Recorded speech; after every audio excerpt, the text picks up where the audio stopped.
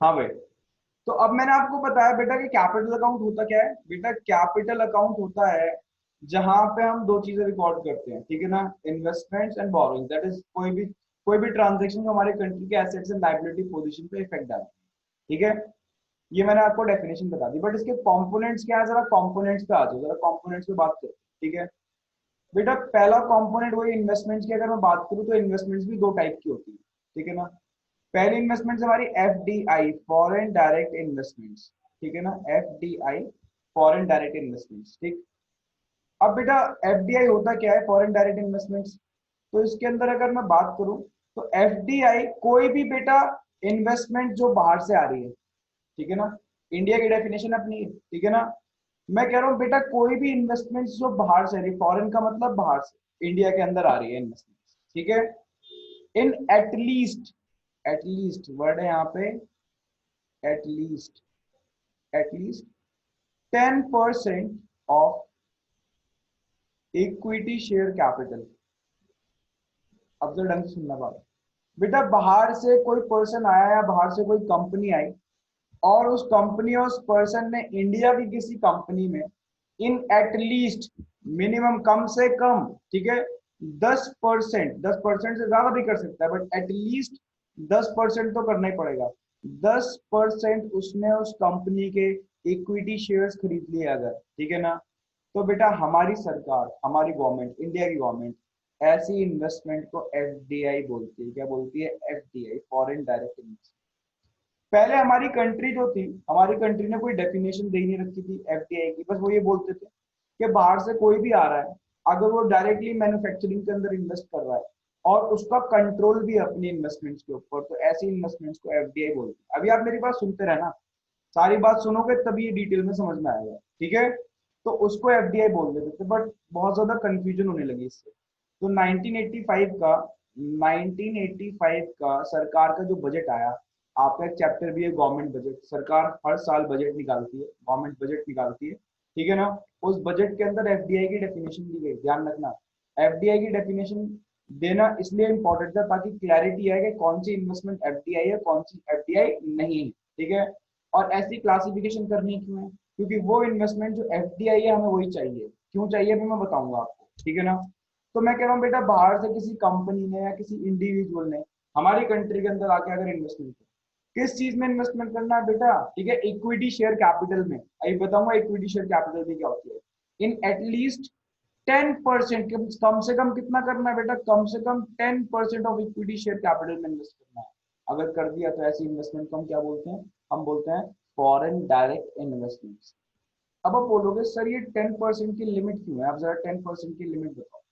बेटा 10% की लिमिट इसलिए है क्योंकि एफडीआई जो है, FDI gives gives control over management and operations operations of the business. अब बेटा जिस पर्सन ने बाहर से आके इन्वेस्टमेंट कराई इन एटलीस्ट 10%। अब मैं कह रहा हूँ 10% का मतलब ये नहीं सिर्फ 10% ही करना है, वो 40%, 50% कितना भी कर सकते हैं इन्वेस्टमेंट, ठीक है ना। बेटा अगर आप किसी कंपनी का 10% खरीद रहे हैं तो बहुत बड़ी बात होती है, ये बहुत बड़ी बात। मैं कह रहा हूँ रिलायंस का 10% समझते हो आप क्या होता है, ठीक है। टाटा का 10% समझते हो आप क्या होता है? बेटा बहुत बड़ी बड़ी कंपनीज का 10% भी इतना ज्यादा हो जाता है कि आपने अगर 10% खरीद लिया ना किसी कंपनी का, मान लो ये बोर्ड है कंपनी का, बोर्ड ऑफ डायरेक्टर्स है, यहाँ पे बैठे हैं बोर्ड ऑफ डायरेक्टर्स, ठीक। अगर आपने किसी कंपनी का 10% खरीद लिया, सीधा आपकी एंट्री बोर्ड ऑफ डायरेक्टर्स में हो जाएगी, आप डायरेक्टर बन जाओगे कंपनी के। और कंपनी के डायरेक्टर बनने का मतलब पता है क्या है?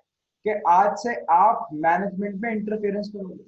कंपनी कोई डिसीजन लेगी तो उसमें अपने रिव्यूज रखोगे, ठीक है ना, अपने सजेशंस दोगे, यानी आपका कंट्रोल आ गया। इसके ऊपर कंट्रोल आ गया, मुझे बताना।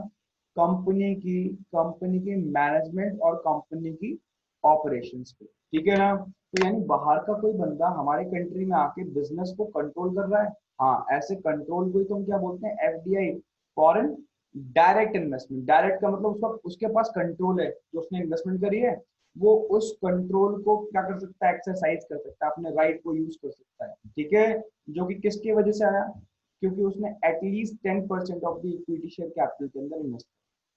अब यहाँ पे एक वर्ड आ रहा है बेटा इक्विटी शेयर कैपिटल, तो बच्चे पूछते सर ये इक्विटी शेयर कैपिटल क्या है, ठीक है ना, क्योंकि अभी आपने कंपनीज वगैरह पढ़ी नहीं होगी अकाउंट्स के अंदर, मुझे लगता नहीं है।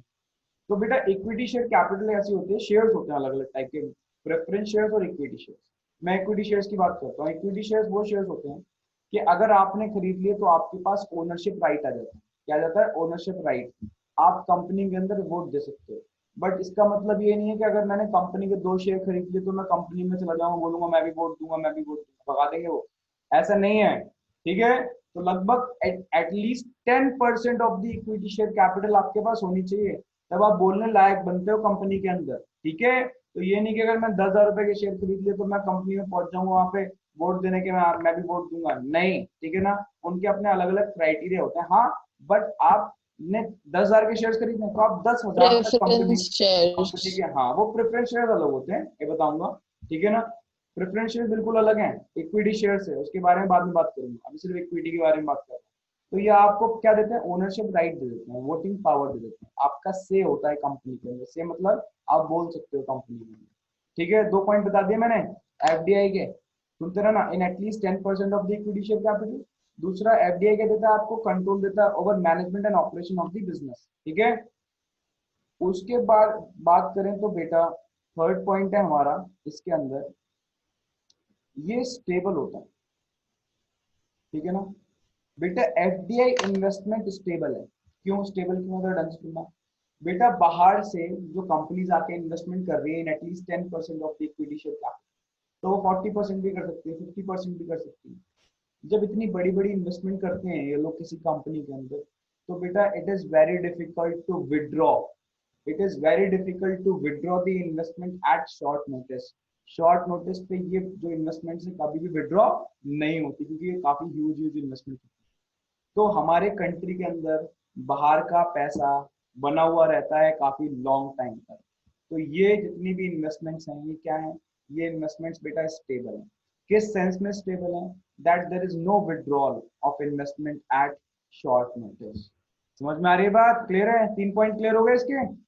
पहला एफडीआई क्या है, एटलीस्ट टेन हाँ परसेंट जी भैया। हाँ at least 10% of the equity share capital में इन्वेस्टमेंट करना पड़ेगा इन्वेस्टमेंट। दूसरा, जब आप इन्वेस्टमेंट्स करोगे तो आपके पास कंट्रोल आ जाएगा over management and operation of the business, ठीक है। उसके बाद ये मैं बोलता हूँ जो इन्वेस्टमेंट होती है स्टेबल होती है, किस सेंस में, कि there is no withdrawal of investment at short notice. Short notice का आप इन्वेस्टमेंट को विड्रॉ नहीं कर सकते, क्लियर है, थोड़ी बात क्लियर हुई है। जी जी भैया। भैया।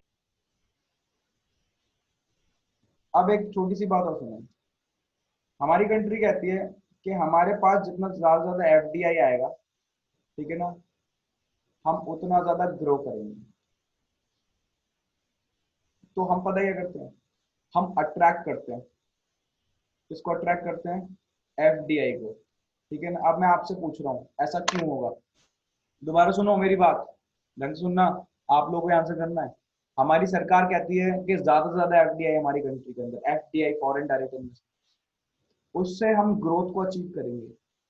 जब ग्रोथ अचीव करेंगे, ठीक है ना, तो हमारी कंट्री डेवलप होगी, ठीक है, ये सारी बातें बताऊंगा। तो हम एफडीआई को क्यों अट्रैक्ट कर रहे हैं, उसकी वजह से क्यों ग्रोथ हो रही है, कोई बताएगा, जल्दी बताओ फास्ट।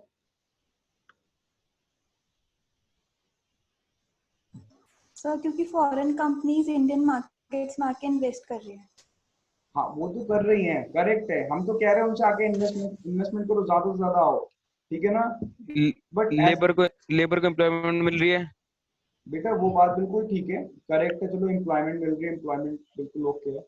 बट एफडीआई उन लोगों को क्या बेनिफिट दे रही है कि वो यहाँ पे आए।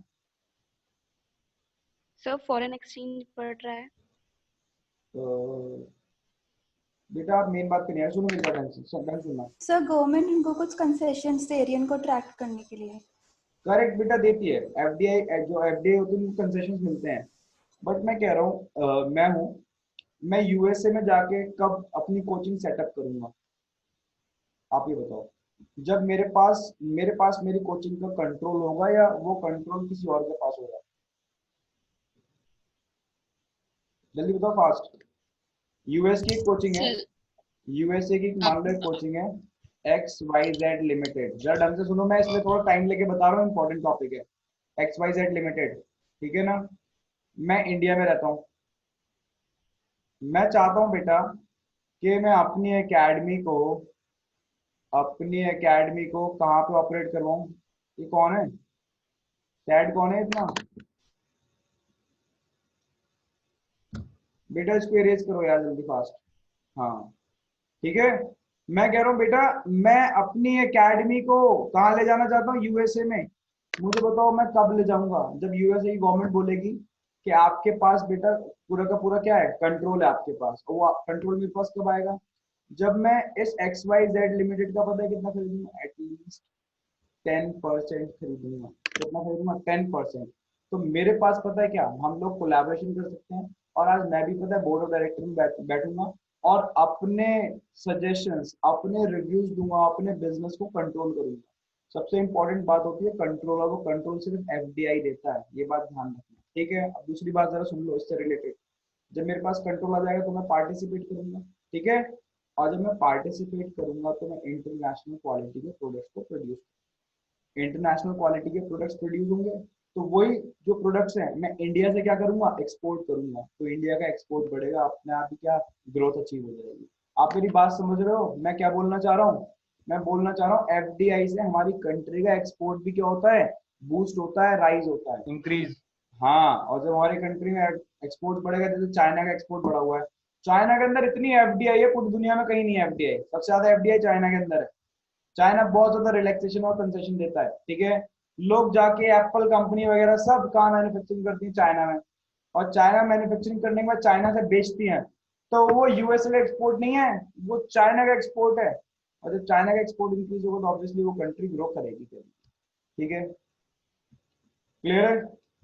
सर एक अंडरस्टैंड? चीज पूछनी हाँ है। बेटा पूछो पूछो। आपने बोला कि हम उस पर पूरा कंट्रोल आ जाएगा, बट जब पूरा वो नहीं, बोर्ड ऑफ ना डायरेक्टर्स में ना ना बैठेंगे और हमारा ना ना, पूरा नहीं बोला मैं। पार्शियल पार्शियल पार्शियल भी नहीं बोला। इधर देखो मैंने क्या बोला, देखो मैंने बोला 10% तक का। ढंग से देखो ना, कितना कंट्रोल आएगा मेरे पास? मेरे पास जितना जितना मेरे पास इक्विटी शेयर्स हैं उतना ही कंट्रोल आएगा। हो सकता है 10 लोग हों, या हो सकता है सिर्फ पता है कितने लोग हो, 5 लोग हो। मान लो बोर्ड ऑफ डायरेक्टर में 5 लोग, ठीक है? 5 लोग मेरे को मिला के हैं। मेरे पास तो 10% है, रिमेनिंग बचा 90%, ठीक है ना? एक के पास 20% है, ठीक है? रिमेनिंग बचा 70%, और 70% इक्वल इक्वल तीनों पार्टनर में बटा हुआ है। समझ में आ गया? सपोजिटली मेरे पास ही है सबसे कम, बट इस बात का ये मतलब नहीं है कि मैं बोर्ड ऑफ डायरेक्टर में नहीं बैठूंगा। समझ में आ गई बात? 10% शेयर कम नहीं होता किसी कंपनी का। अगर आपके पास 10% है, प्रैक्टिकली बता रहा हूँ मैं, प्रैक्टिकली। थ्योरेटिकली तो हमें लग रहा है कि मेरे पास कंट्रोल तब आएगा जब मेरे पास 51% होगा। ऐसा नहीं है, ठीक है ना? 51% होगा तो हाँ मेरे पास मेजोरिटी है, फिर मेरी चलेगी, ठीक है ना? बट इसका मतलब ये नहीं है कि जिन लोगों के पास 49% रिमेनिंग है वो बोर्ड ऑफ डायरेक्टर में नहीं बैठेंगे। ऐसा नहीं है। सरकार बनती है, सरकार फॉर एग्जाम्पल बीजेपी है, बीजेपी इस टाइम हमारी रूलिंग पार्टी है, उनके पास ज्यादा मेजोरिटी है। बट दैट डजेंट मीन जो अपोजिशन में पार्टी बैठी है वो अपनी बात नहीं रख सकते, वो बोल नहीं सकते। सब बैठते तो पार्लियामेंट में ही है, हम लोगों को रिप्रेजेंट कर रहे हैं। मैं कह रहा हूँ मैं बहुत स्मॉल शेयर होल्डर हूँ, मेरे को रिप्रेजेंट कौन करेगा? मेरे को रिप्रेजेंट करेगा मेरी जो यहाँ पे लोकेलिटी में जो भी विधायक है, वो जाके मेरे को रिप्रेजेंट कर रहा है ना। सेम कंपनीज में होता है बेटा, ठीक है? मैंने अगर शेयर ले रखा है, ठीक है, तो मेरे को पता है कौन रिप्रेजेंट। मैं अब सब लोग तो कंट्री के जाके नहीं बैठेंगे उसके अंदर, कुछ मेजर मेजर शेयर होल्डर्स जो हम लोगों के इंटरेस्ट को रिप्रेजेंट करते हैं वो वहां बैठते हैं, ठीक है? तो 10% शेयर किसी कंपनी के कम नहीं होते। प्रैक्टिकली अगर मैं बात करूं तो उनके पास 10% तक राइट है, ये ध्यान रखना, अपनी बात बोलने का। जरूरी नहीं उनकी बात फॉलो हो। मैंने आंसर करा बेटा आपकी क्वेरी का, या कुछ और क्वेरी है बताओ बेटा? नहीं सर, आ गया। समझ में आ गया ना मैंने क्या बोला? तो जरूरी नहीं 51% हो तब आपकी बात चलेगी, वो तो फिर चलनी है। आप क्या, तुम्हें जो वहां मेजोरिटी है वो बात अलग, ठीक है? आगे चलते हैं बेटा। अब एक हमारी नेक्स्ट इन्वेस्टमेंट है, ढंग से सुनना बात को। उसको हम बोलते हैं बेटा पोर्टफोलियो, पोर्टफोलियो इन्वेस्टमेंट्स, ठीक है ना। और पता है क्या बोल सकते हैं, FIIs, ठीक है ना, फॉरेन इंस्टीट्यूशनल इन्वेस्टमेंट्स। बट आपकी बुक में जो नाम यूज हो रहा है, पहले बता रहा हूँ मैं, वो यूज हो रहा है पोर्टफोलियो इन्वेस्टमेंट्स, ठीक है। अच्छा एक बात बता दूं मैं आपको, बहुत टाइम से ये क्वेश्चन नहीं आया है कि FDI में और FII में डिफरेंस क्रिएट करो, आया ही नहीं है समझ लो आज तक। बट हाँ FDI के ऊपर शॉर्ट नोट्स आ गए हैं, या किसी और तरीके से पूछ रहा है कैपिटल अकाउंट के कंपोनेंट बताओ, ये सब पूछोगे। बट डिफरेंस अभी तक नहीं आया कि FDI और FII के बीच में डिफरेंस क्रिएट। अब मुझे नहीं पता, कभी भी आ सकता है, तो इसलिए आपको ये जो टॉपिक पढ़ना है FDI और FII, जिसको पोर्टफोलियो इन्वेस्टमेंट बोलते हैं, वो आपको डिफरेंस की फॉर्म में पढ़ना है। मैं आपको डिफरेंस की फॉर्म में पढ़ाता हूँ, ताकि अगर क्वेश्चन आ गया कि differentiate between FDI and FII, तो आप लिख के आ जाओ, ठीक है, क्लियर। अब बेटा FII जो है वो FDI के बिल्कुल अपोजिट है, बिल्कुल अपोजिट। कैसे बिल्कुल अपोजिट है, मैं कह रहा हूँ FDI तो बोलता था बेटा in at least 10% of the equity share capital करना है, ठीक है ना। ये बोलता है लेस देन 10%, ये बोलता है less than 10% of equity share capital, ठीक है ना। अब मैंने अगर किसी कंपनी में less than 10% of the equity share capital अगर मैंने खरीदी उनकी, या पैसा अपना लगाया, इन्वेस्टमेंट करी, मैं बाहर का बंदा हूँ, अपनी कंट्री के बंदों की बात नहीं कर रहा कि मैं अपनी कंपनी के शेयर, अपनी कंट्री की कंपनी के शेयर खरीद रहा हूँ, नहीं, मैं बाहर बाहर से आया हूँ, तभी तो फॉरेन फॉरेन की बात होगी। बाहर से आके इंडिया में, इंडिया की कंपनी में मैंने किसी भी company less than 10% of the equity share capital खरीदी, तो इसको बोलेंगे बेटा पोर्टफोलियो इन्वेस्टमेंट, ठीक है ना। जरा ढंग से सुन लेना, मैं आपको टेक्निकल डेफिनेशन बता रहा हूँ, आपको टीचर्स नहीं बताएंगे। जो टेक्निकल डेफिनेशन मैं बता रहा हूँ आपको, गारंटी दे रहा हूँ, वो आपको सिर्फ ये बताएंगे कंट्रोल आता है, कंट्रोल नहीं आता, प्रोडक्शन में हेल्प करता है, प्रोडक्शन में हेल्प नहीं करता, बस इतना बताएंगे। अब जरा ढंग से एक्यूरेट डेफिनेशन सुन लो जो मैं बता रहा हूँ। Less than 10% of the equity share capital अगर आपने खरीदा है किसी भी कंपनी में, हमारी सरकार उसको FDI नहीं बोलती, हमारी सरकार बोलती है ये FDI नहीं है बेटा, FDI नहीं है, ये FII है, फॉरेन इंस्टीट्यूशनल इन्वेस्टमेंट्स। ये वर्ड भी आपकी बुक में नहीं यूज हो रहा, आपकी बुक्स अभी आउटडेटेड है, पता नहीं कब अपडेटेड होंगी, ठीक है। आपकी बुक में वर्ड यूज होता है पोर्टफोलियो इन्वेस्टमेंट्स। और अगर आप न्यूज़पेपर पढ़ते हो, न्यूज़ देखते हो कॉमर्स की, तो आपको FIIs वर्ड बहुत जगह देखने को मिलेगा, फॉरेन इंस्टीट्यूशनल इन्वेस्टमेंट्स, ठीक है, समझ में आ रही बात। तो less than 10% of the equity share capital में अगर आप इन्वेस्ट कर रहे हो तो वो FIIs होते हैं, FDI नहीं होता। अब आप सोचोगे सर इस बात का मतलब क्या है, मैं कह रहा हूँ बेटा इस बात का मतलब है छोटी छोटी ट्रांजेक्शन, बड़ी बड़ी ट्रांजेक्शन नहीं कह रहा मैं, ठीक है ना। क्या जरूरी है सबके सब ज्यादा से ज्यादा 10% में लगाते हो, नहीं, बहुत सारे लोग हैं, जैसे फॉर एग्जांपल मैं हूँ, मैं शेयर खरीदना चाहता हूँ, शेयर्स एंड बॉन्ड्स खरीदना चाहता हूँ यूएसए की कंपनी सपोजिटली, या मैं यूएसए में रहता हूँ, इंडिया की कंपनी खरीदना चाहता हूँ, तो क्या मैं नहीं खरीदूंगा, मैं भी तो खरीदूंगा। मैंने मान लो मैं 1 लाख रुपए की इन्वेस्टमेंट करी, जरा ढंग से सुनना बात को, मैंने इंडिया के BSE से, बॉम्बे स्टॉक एक्सचेंज से, ठीक है ना, रिलायंस इंडस्ट्रीज लिमिटेड के, ठीक है ना,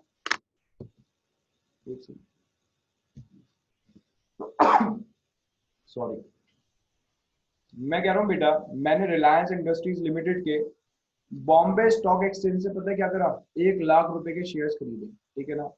अब आपको पता है 1 लाख शेयर तो 1 लाख रुपीज तो रिलायंस का 0.01% भी नहीं होगा, है ना। बट मैंने तो अपने इंडिविजुअल लेवल पे इन्वेस्टमेंट करी रिलायंस के अंदर, तो ये भी तो इन्वेस्टमेंट्स है यार, हाँ इन्वेस्टमेंट्स है, ठीक है। मैं यूएस में रहता हूँ, मैंने बाहर से रिलायंस पे इन्वेस्टमेंट करी है, तो पहली बात इन्वेस्टमेंट तो है और बाहर से आ रही है। ऐसे मेरी तरह कितने लोग होंगे जो इन्वेस्टमेंट कर रहे होंगे, है ना। इनकी इन्वेस्टमेंट को क्या नाम दिया जाए, जरूरी थोड़ी ना मैं बहुत बड़ी कंपनी में रिलायंस का 10% खरीदूंगा तभी उसको FDI सरकार बोलेगी, और बोलेगी नहीं सिर्फ FDI आएगी, ठीक है, छोटी छोटी ट्रांजेक्शन नहीं आएंगी जो इंडिविजुअल लोग करना चाहते हैं, ऐसा नहीं है। सरकार कहती है सारी टाइप की इन्वेस्टमेंट्स है, FDI को हम प्रमोट करते हैं क्योंकि उससे ज्यादा अमाउंट आता है हमारे पास एक बारी में, प्रोडक्शन ज्यादा से बढ़ जाता है एक बारी में, एक्सपोर्ट्स बढ़ जाता है बहुत जल्दी से, वो बात अलग है, उससे हमें बूस्ट मिलता है। बट ये ट्रांजेक्शन भी, छोटी छोटी जो ट्रांजेक्शन है, ये हमारे लिए इम्पोर्टेंट है, ठीक है, तो ऐसी ट्रांजेक्शन को हम FIIs बोलते हैं, FDI नहीं बोलते। सरकार ने इनको कौन सी कैटेगरी में डाला? Portfolio investments.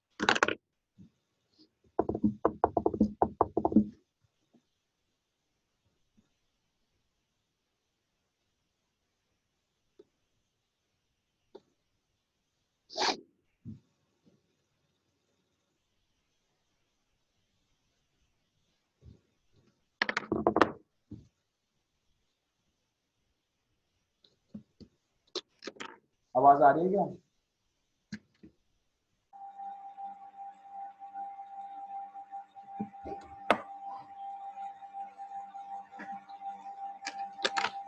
आवाज आ रही है? जी भैया बारी। आ रही है भैया। वो लाइट चली गई थी, अपने आप कनेक्शन आता जाता। प्रोजेक्शन शेयर कर दूंगा।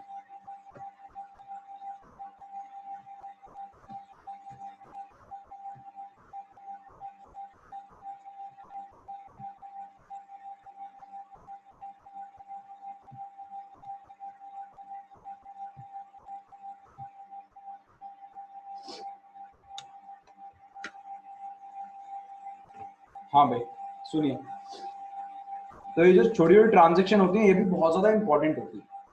अब इसकी प्रॉब्लम पता है क्या इन ट्रांजेक्शन की? ठीक है ना, ये ट्रांजेक्शंस बेटा मेरे को कंट्रोल नहीं देती। ठीक है ना, किस चीज पर कंट्रोल नहीं देती? ठीक है ना, no control over management and operations. ठीक है, ध्यान रखना, नो कंट्रोल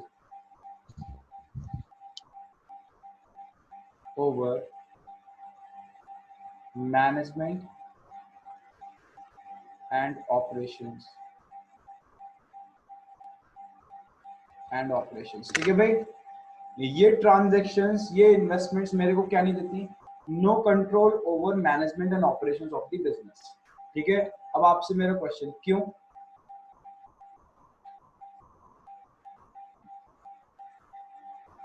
आवाज आ रही है सरगुन? Yes sir. बेटा आंसर बताओ, ये ट्रांजैक्शंस या ये इन्वेस्टमेंट्स मेरे को कंट्रोल नहीं देती over management and operations of the business. क्योंकि ये क्योंकि बहुत हमारे छोटा पास अमाउंट है। क्या? क्योंकि हमारे पास शेयर्स बहुत कम होते थोड़ा हैं, अमाउंट है। हाँ। Oh my God. Equity shares कम होते हैं।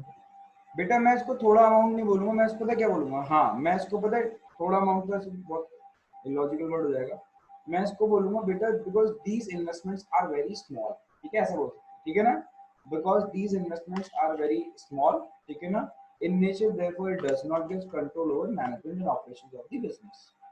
एक बात समझ में आ गई? एक लास्ट बात और सुन लो जरा इसकी, मुझे बताओ ये जो ट्रांजेक्शन होती है स्टेबल होती है अनस्टेबल होती है? जल्दी फास्ट। स्टेबल होती है। क्या होती है? अनस्टेबल। ठीक है ना, प्रांशी बेटा क्यों अनस्टेबल है ये? प्रांशी अनस्टेबल क्यों है ये?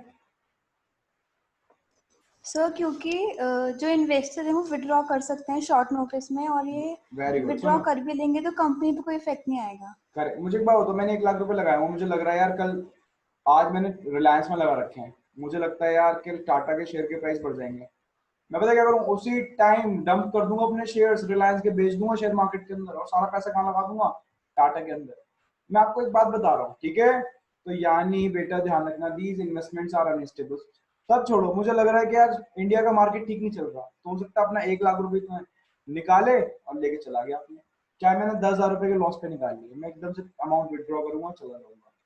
बेटा these investments are unstable in the sense that it can be withdrawn at short notice, ये शॉर्ट नोटिस पे विड्रॉ कर ली जाती है। अब बात समझ में आ गई? ठीक है ना, अब आप डिफरेंस क्रिएट कर सकते हो इजीली, बहुत इजीली। ठीक है ना, कैसे डिफरेंस देखो,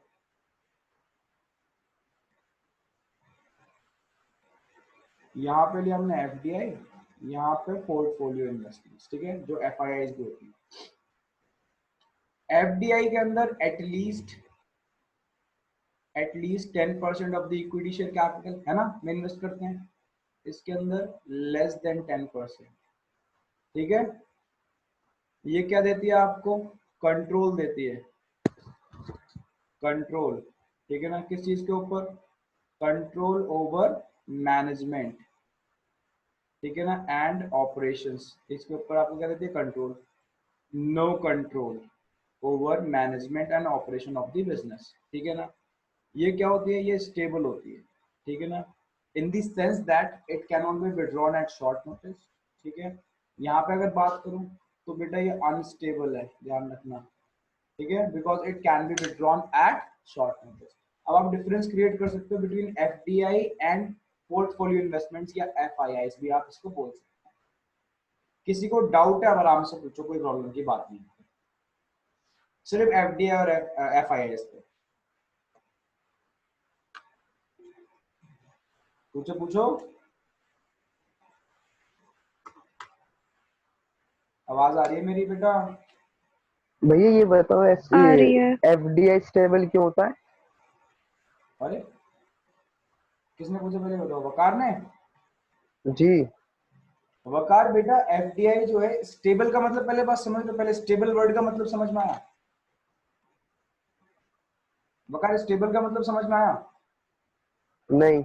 स्टेबल का मतलब है वकार के, मैंने अगर कहीं पैसा लगाया है ना, मैंने अगर कहीं पैसा लगाया है तो मैं उसको निकाल नहीं रहा हूँ, वहां पैसा लगा हुआ है, अच्छा। ये है स्टेबल का मतलब।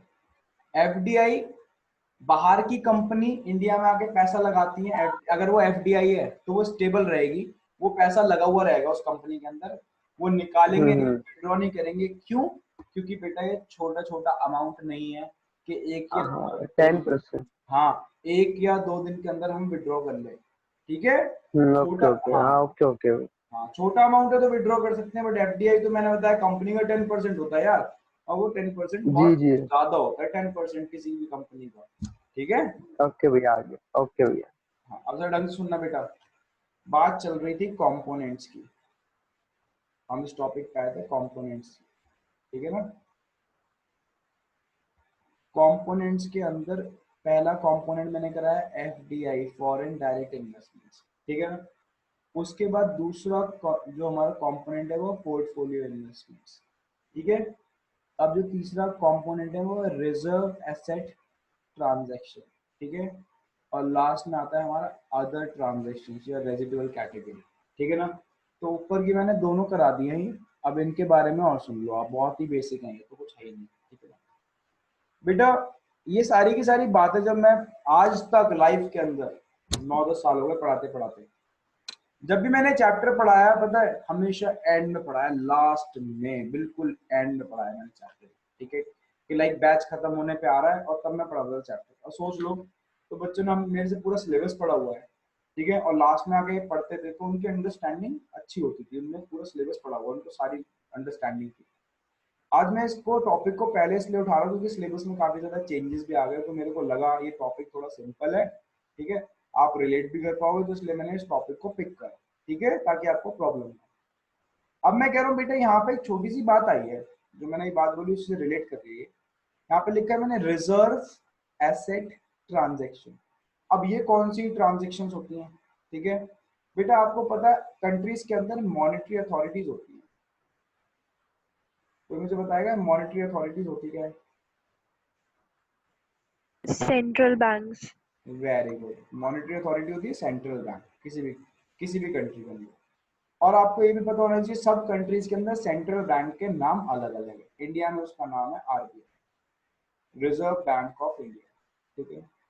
अब मेरे से पूछो सर यूएस में क्या नाम है, तो मैं बोलूंगा फेडरल बैंक, ठीक है ना। फेडरल बैंक जो है वो वहाँ की सेंट्रल बैंक है, जैसे यहाँ की आरबीआई वहाँ की फेडरल बैंक। बेटा मैंने आपको एक बात और बताई थी, मैंने बोला था ये जो कंट्रीज की मॉनेटरी अथॉरिटी थी अपने पास रिजर्व मेंटेन करती है, ये रिजर्व, ठीक है ना। कोई मुझे बताएगा ये किस चीज का रिजर्व है? हाँ भाई, रिजर्व मेंटेन करती हैं, किस चीज का रिजर्व है? Foreign exchange. Very very good, ठीक है ना बेटा। ये है बेटा फॉरेन करेंसी का रिजर्व, ये रहे डॉलर्स, आरबीआई अपने पास डॉलर इकट्ठे करता है। मैंने आपको सब बता दिया इसके पास डॉलर कहाँ से आते हैं, ठीक है ना। तो इनके पास तो डॉलर है ही, बट फिर भी अपने पास ये रिजर्व मेंटेन रखते हैं, ठीक है। और भी करेंसीज का, यूरोस, पाउंड, पॉन्ड वगैरह का, बट मैं सिर्फ एक करेंसी लेके चल रहा हूँ, ठीक है बेटा। कभी कभार इन दोनों अथॉरिटीज के बीच में, इन दोनों अथॉरिटीज में ट्रांजेक्शन होती है, ये इनको करेंसी दे देते हैं या ये इनको करेंसी दे देते हैं, ये फॉरेन एक्सचेंज दे देते हैं, ठीक है। चाहे आप ये बोल लो कि सर हमारी आरबीआई ने क्या फेडरल बैंक को उधार दिया, हाँ दे सकता है। फेडरल बैंक क्या हमें उधार दे सकता है, हाँ दे सकता है। हमारी लायबिलिटी उनके लिए इन्वेस्टमेंट्स है। अगेन देखो इन्वेस्टमेंट्स और बोरिंग्स की ट्रांजेक्शन चल रही है, समझ में आ गई बात, ठीक। तो यानी एक बात है, मुझे बोलो आरबीआई अगर यहाँ से डॉलर दे देगा उधार पे, हमारे लिए इन्वेस्टमेंट्स हो जाएगी ना, बट एक तरीके से हमारा थोड़ा सा ऑफिशियल रिजर्व है वो कम भी हो जाएगा।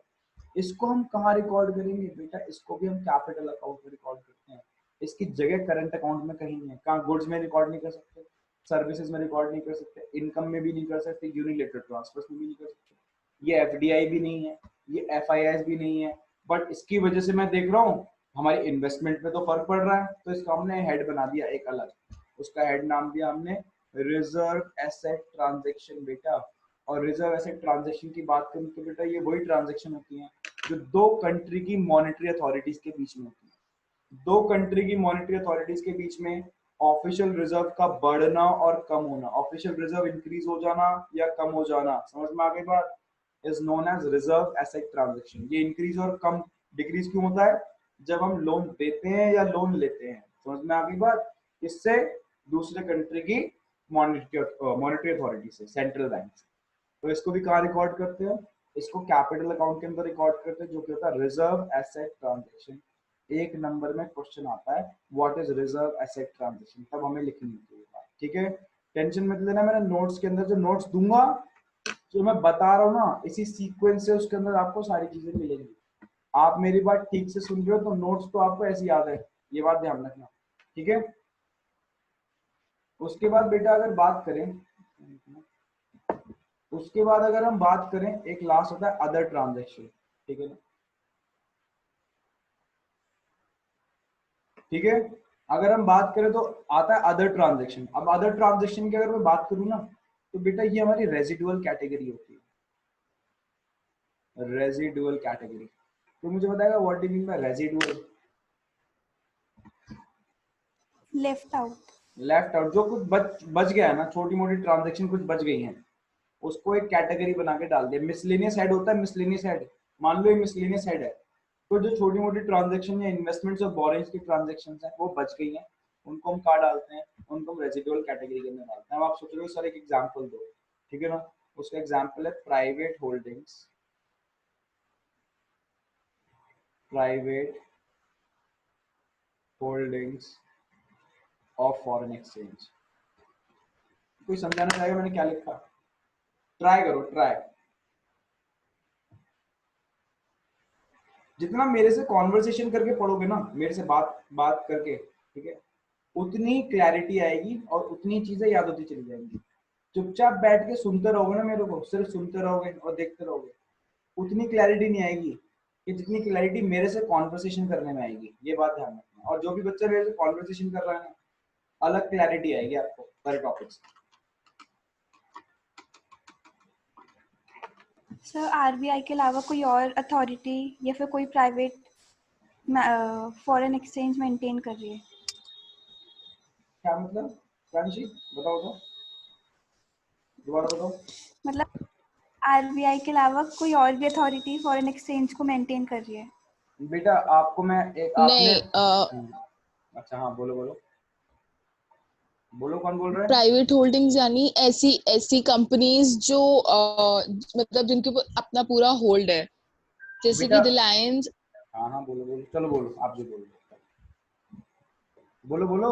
या फिर ऐसी कंपनीज जिसके अंदर ज्यादातर शेयर उस कंपनी के होल्डर के पास है, या फिर जो उसका ओनर है उसके पास है। बेटा अब जरा ढंग से सुनना, मैंने ये आपसे डिफरेंस नहीं पूछा कि प्राइवेट कंपनीज क्या होती हैं और पब्लिक कंपनीज क्या होती हैं, समझ में आ रही बात। मैंने ये नहीं पूछा आपसे कि प्राइवेट कंपनीज क्या होती हैं, पब्लिक कंपनीज क्या होती हैं। मेरा क्वेश्चन है कि रेजिडुअल कैटेगरी के अंदर हम, ये जो रेजिडुअल कैटेगरी है, इसके अंदर हम कुछ बची कुछ इन्वेस्टमेंट डाल देते हैं। फिर मैंने बोला कि एग्जांपल देता हूँ आपको, मैंने वो एग्जांपल लिखे हैं, private holdings of foreign exchange की प्राइवेट होल्डिंग्स, ठीक है ना। अब इस बात का मतलब क्या है, इस बात का ये मतलब नहीं प्राइवेट कंपनी या पब्लिक कंपनी, यहाँ पे कोई कॉन्सेप्ट आ गया। ढंग से सुनना, आप लोगों ने अभी तक स्कूल में तो पढ़ लिया होगा ना मनी एंड बैंकिंग, या नहीं पढ़ा। स्कूल में तो आपको बैंकिंग पढ़ाया गया होगा, मैं मानता हूँ। तो बैंकिंग के अंदर आपको एक बात नहीं बताई उन लोगों ने कि पहली बात ये जो बैंकिंग सिस्टम है हमारे यहाँ वो दो पार्ट में डिवाइडेड है। एक तो हमारा कॉमर्शियल बैंक और एक है हमारा सेंट्रल बैंक। ये बात बताई होगी उन लोगों ने। फिर आपको सेंट्रल बैंक के अंदर बताया होगा आरबीआई हमारा सेंट्रल बैंक है, इसके काफी सारे फंक्शंस होते हैं, उन्होंने पढ़ाए होंगे, वो मैं पढ़ाऊंगा आपको सारे के सारे फंक्शंस, ठीक है ना। इसमें एक फंक्शन होता है आरबीआई का कस्टोडियन, हो सकता है बताया हो, कस्टोडियन ऑफ फॉरेन एक्सचेंज। एक बार से ढंग से सुनना, मैं कह रहा हूँ बेटा आरबीआई ही एक ऐसा अथॉरिटी है, ऐसी अथॉरिटी जिसके पास बेटा सोल पावर है। सोल मतलब अकेली पावर है क्या हमारे कंट्री का फॉरेन एक्सचेंज कौन मेंटेन करता है, सारी कंट्री का हमारे पास जितना डॉलर है वो कौन मेंटेन करता है, आरबीआई मेंटेन करता है। आरबीआई के पास ही फुल पावर है, ठीक है ना, क्या मेंटेन करने की, ठीक है, फॉरेन एक्सचेंज डॉलर, ध्यान रखना। और कोई किसी के पास अथॉरिटी नहीं है, ये आरबीआई के पास अथॉरिटी। आरबीआई की full power, full authority to maintain the reserve of foreign exchange. क्या हम लोग मेंटेन कर सकते हैं? नहीं, हमारे पास अथॉरिटी नहीं है, बट फिर भी हम लोगों के पास भी कहीं ना कहीं थोड़ा सा फॉरेन करेंसी रहती है। फॉर एग्जाम्पल मैं कह रहा हूँ, मैं यूएसए गया घूमने, तो मैंने एयरपोर्ट पे कन्वर्ट करा लिया, ठीक है, मैंने डॉलर रुपीज दिए, डॉलर्स में कन्वर्ट करा लिया, मैंने वहाँ खूब खर्चा वगैरह करा। बट मेरे पास भी जब मैं वापस आया मैं कोई डॉलर बचा के नहीं आया, लोगों के पास क्या, इसका रिकॉर्ड है सरकार के पास। जब आपको दिया था उन्होंने ना डॉलर्स, तो उन्होंने अपने पास क्या कर लिया था, मेंटेन कर लिया था पूरा रिकॉर्ड। ये बात ध्यान रखना, ठीक है। तो ये जो प्राइवेट होल्डिंग्स हैं इनको कहीं रिकॉर्ड किया जाएगा नहीं, किया जाएगा। कस्टोडियन ऑफ फॉरेन एक्सचेंज तो आरबीआई है, मान लिया, बट कुछ प्राइवेट होल्डिंग्स भी है फॉरेन एक्सचेंज की। मैं इंडिविजुअल्स की बात कर रहा हूँ, ठीक है ना, हम लोग इंडिविजुअल्स में आते हैं, इनके पास भी कुछ ना कुछ फॉरेन करेंसी है। इसको कहाँ रिकॉर्ड करते हैं बेटा, इसको रिकॉर्ड करते हैं अदर कैटेगरी के अंदर। समझ में आ गई बात, ठीक है ना, अदर ट्रांजेक्शन बोल लो, जो रेजिडुअल कैटेगरी। क्लियर है अब, ठीक है। तो ये प्राइवेट कंपनी पब्लिक कंपनी को चेक करिए। चार बात हो गई, एक हो गया FDI, FII, reserve asset transaction और अदर ट्रांजेक्शन, ठीक है ना। क्लियर है इतनी बात। अब इसके अंदर सिर्फ दो टॉपिक बचे हैं और दो टॉपिक कंप्लीट होते ही चैप्टर खत्म, आपकी यूनिट खत्म, यानी नेक्स्ट क्लास के अंदर में आपकी यूनिट